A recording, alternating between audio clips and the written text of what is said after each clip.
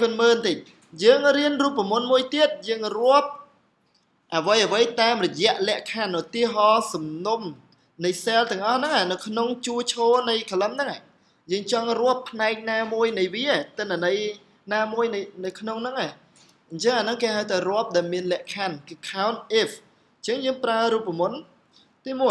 1យើងវាយរូបមន្តមកគឺ count if យើងបើកវងចក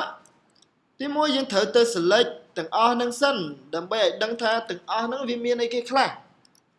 ទី2យើងក្បៀស Khmer យើងដាក់លក្ខខណ្ឌវា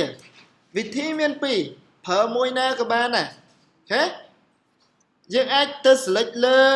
ទិន្នន័យណាដែលយើងចង់រកឧទាហរណ៍ថាចង់រក mail យើងទៅ select លើនេះហ្មងអូខេ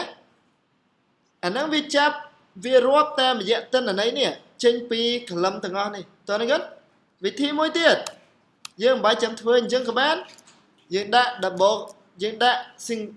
double quotation ខ្មែរយើងហៅថ្មិញការ៉ោខ្លះហៅអភន្តរសញ្ញាផ្សេងអញ្ចឹងយើងដាក់មកគឺអីគេគឺតាមរយៈទិន្នន័យយើងណាអូខេបិទមកវិញមកគឺវារាប់ឲ្យយើងនេះចំនួននេះមានន័យថាបុគ្គលិកបរិះហ្នឹង8នាក់ហេអូខេអញ្ចឹងសាកធ្វើ